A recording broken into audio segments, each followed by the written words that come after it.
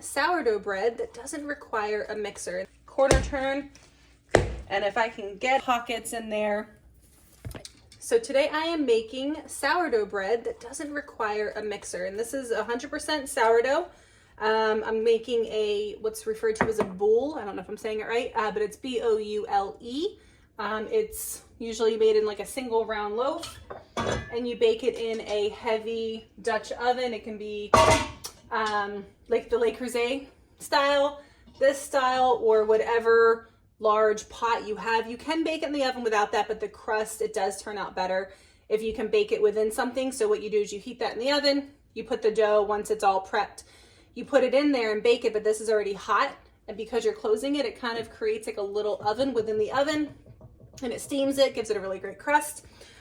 But my method for making sourdough does not require the mixer, which was a big time savings for me, and also just really got me over into making a sourdough. I now make it on somewhat of a weekly basis, depending on how often we're eating it. But there's a lot of downtime.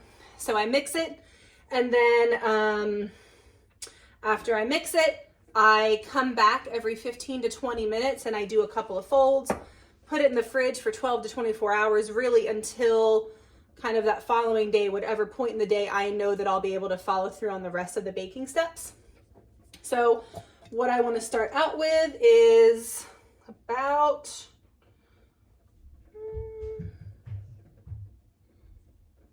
$60 grams of, this is a sourdough starter that I've been keeping. I keep it in the fridge and then I feed it. Again, because I'm making bread almost weekly, I just have to feed it about once. So I'll take it out the day before, I'll feed it that day before, and then by the next day, I usually have a pretty good starter. This time it was a few weeks, so I took it out a couple of days ago and I fed it a few times since then.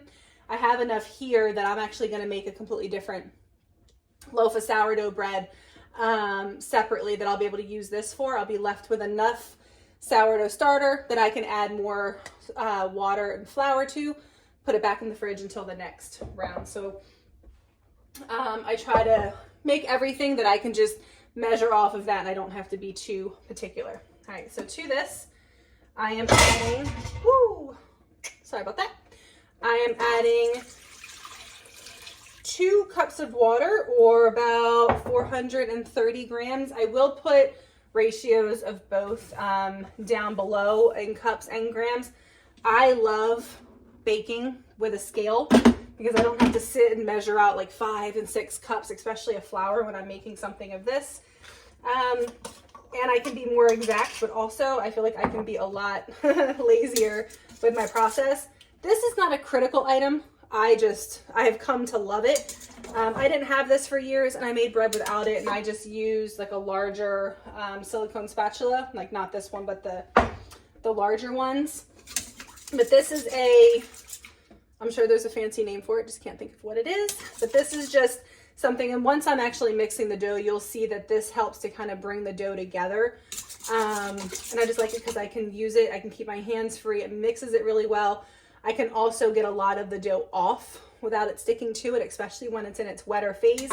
I do make a higher water content sourdough. I like the texture that makes, but it does make it messy to work with at first. But once you do those folds that I'm going to show, it does work its way to being much less wet and much easier to work with. All right, so to this, and these ratios of flour, the rye flour is not necessary. I just like the flavor. I also like, for sourdough, I find that if you do a ratio of rye flour with the white and whole wheat flours, I do find that it makes it more consistent, because I think that this has a lot of natural yeasts that the starter can feed on.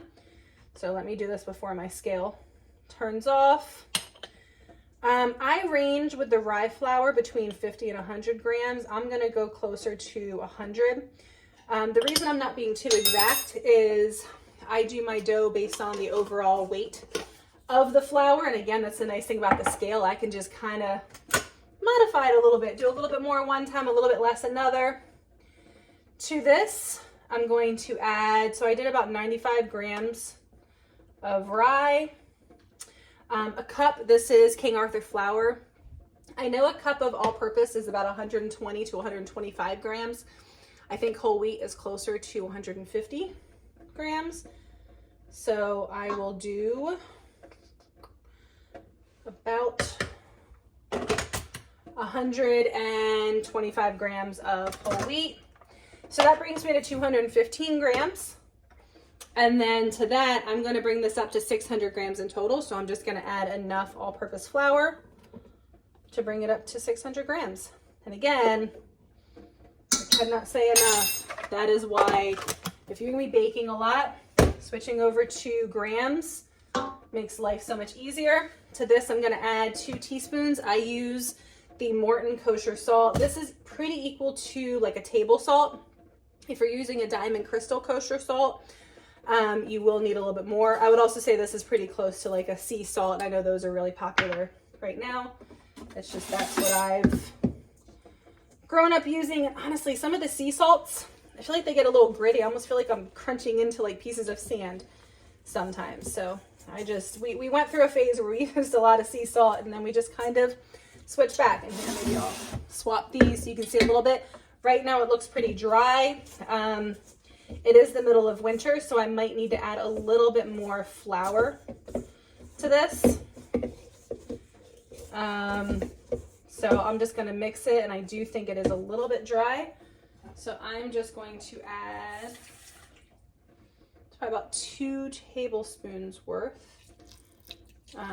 You'll find, again, especially when you're using this much flour, that the air quality, so how dry or wet it is outside, will definitely play a part in your overall texture of your doughs. You should even be mindful of that if you're baking cakes and cookies. It will definitely affect. So all I do is mix it to the point of being a very kind of scraggly, however you want to call it, dough. I leave it just like that. As you can see, I mixed it, but almost barely. And what I'm going to do now, I'm going to let it sit for at least 15 minutes, not too long. I mean, you don't want to let it sit for hours, but if it's 15 or 30 minutes, I'm not too worried. But I let it sit, and it's going to allow that flour to hydrate, because right now what the flour is doing is it's absorbing all of the liquid that I added. I'll come back and I'll show it, but I get my hands wet and I just kind of reach under and fold it over itself.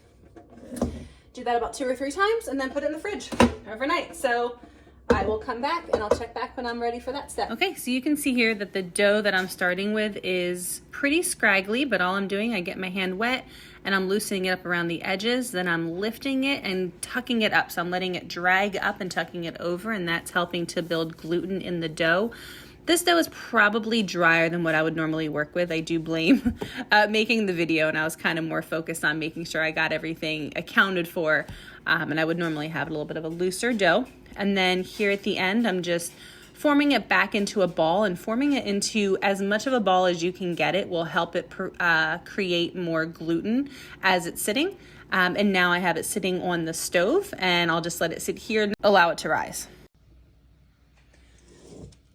Okay, so as I showed earlier, I already did the fold, kind of pull and fold once. That got all of the clumps of flour out. This time I'm going to do some slap and folds on the countertop. This isn't necessary, but it does help to produce a stronger gluten structure. So it will help to make the bread a little bit more resilient, a little bit easier to form when I go to make it a ball later on in the process. And it'll also affect the air bubbles you get in just your final texture. So it's just so I like to do. So I pre-watered. The good thing with this is I'm just using water. I don't have to worry about a bunch of flour that I have to do. So all I'm doing is making sure I have just enough water that I can touch it without it sticking.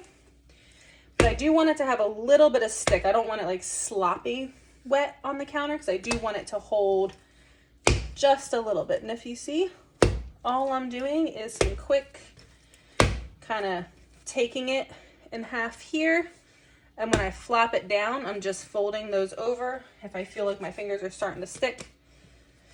And then I turn it a quarter turn, do it, quarter turn, And if I can get it to flop out, if you see, I'm kind of using a little more force because that's helping it to flop out a little bit more, which again will help with more of the gluten structure. This probably could handle, I think our house is very cold, so it's definitely forming rather slowly. It would be a little bit softer and I'd be able to kind of move it a little bit more by now. I'm also, part of the reason I'm adding so much water is I do want it to be a little bit more hydrated. I think it's just a tiny bit dry still. So I'm just gonna do this a few more times and then just form it into a very kind of as much of a ball as you can. Just doing that will help it, the smoother surface will help it when it rises, it pushes against that smooth surface, and the more tension that creates, the more gluten it forms on its own. Just gonna put a little more water in here. I'll probably leave it out for one more fold before I put it in the fridge. And actually, because of the temperature of our house, so our house we keep, it's winter, it's probably going to be in the mid 60s in our house tonight. So depending on how much this rises over the next couple of hours, I might end up leaving it in the fridge overnight. I just have to remember to put it in the fridge tomorrow morning before work. So if I leave, let's say if I put it in the fridge at 7, come home at 5, take it out, put it in a warm oven or a warm spot for at least an hour to get the dough to warm back up. Form it, let it sit for 2 hours and bake it off. I should be good to go. In the summer, I would definitely put it in the fridge at night because this part of our house gets a little bit warmer in the summer, but in the winter it's much cooler. So I'm just going to put the cover back on this, check back in another 15-30 minutes.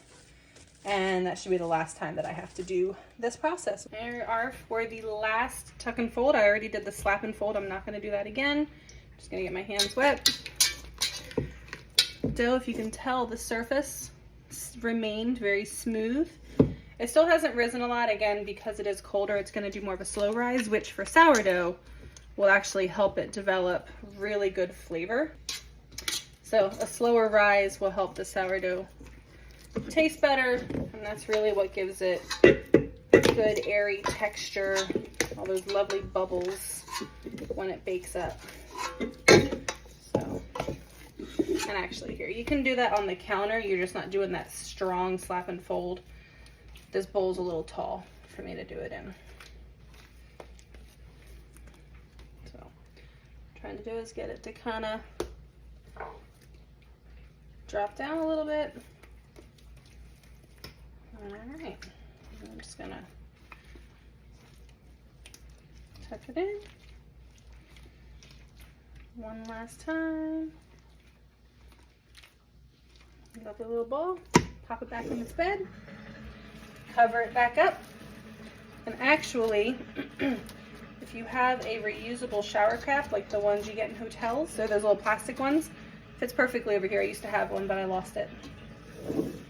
All right, so this is going to go either in the fridge or someplace cool for 12 to 24 hours. You can do it a little bit longer. I wouldn't go any more than maybe 2 days, even though I have gone longer, but it definitely affected the rise. All right, so officially it's day 2.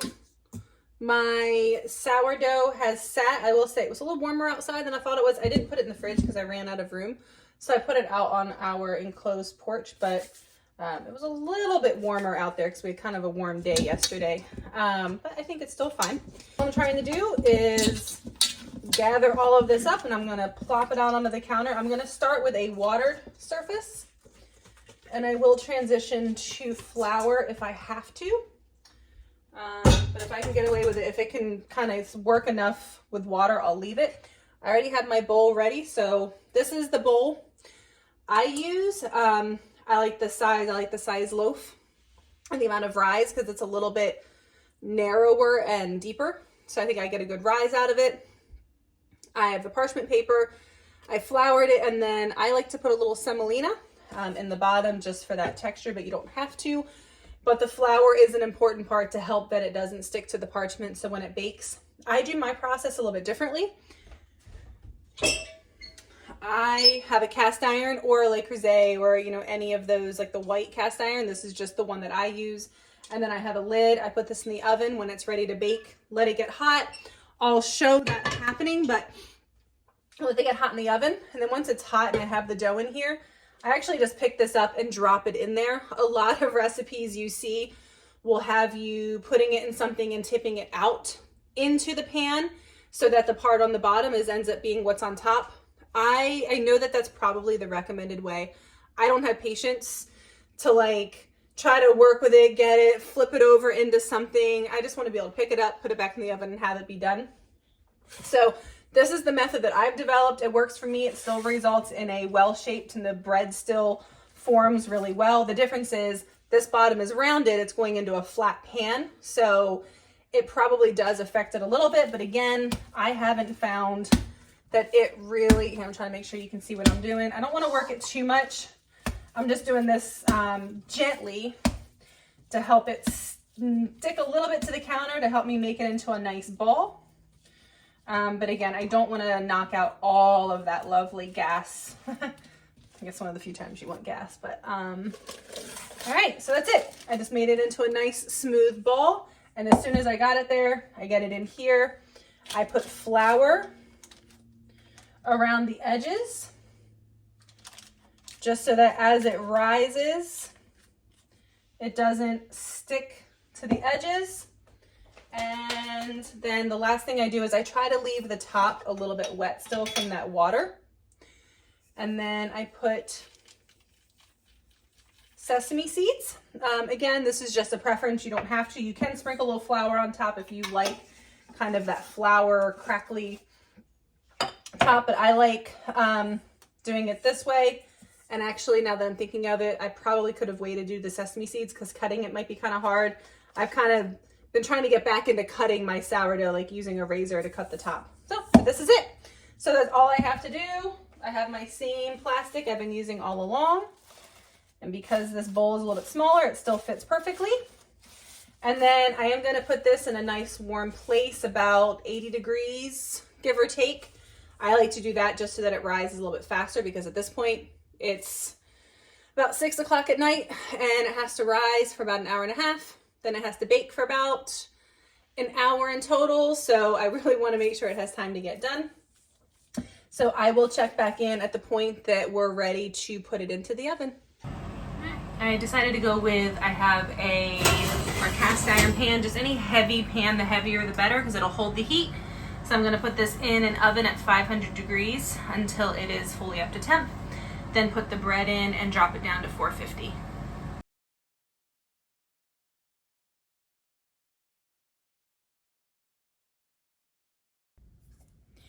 Here we have it. This is the finished loaf. Now, full disclosure, it actually usually gets a little bit higher than this. Trying to record, doing all of the different steps, having time to set it up and doing all of that. I did have to rush some aspects of the loaf, and I actually probably would have done it on a different day. I probably would have just left it in the fridge one more day until the next day when I had more time.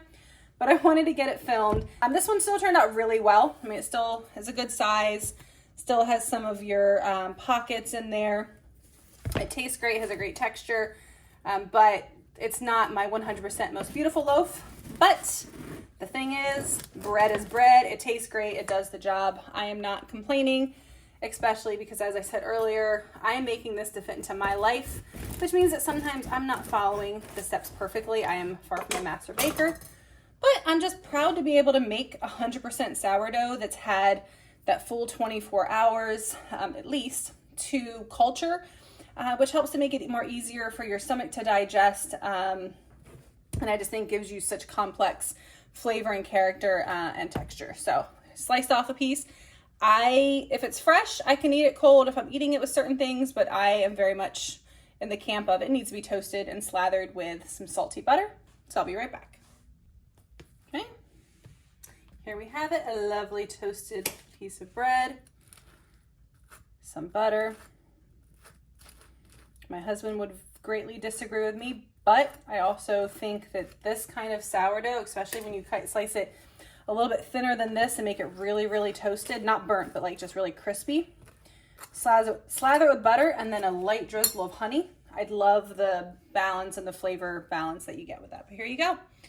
A beautiful loaf and a beautiful slice.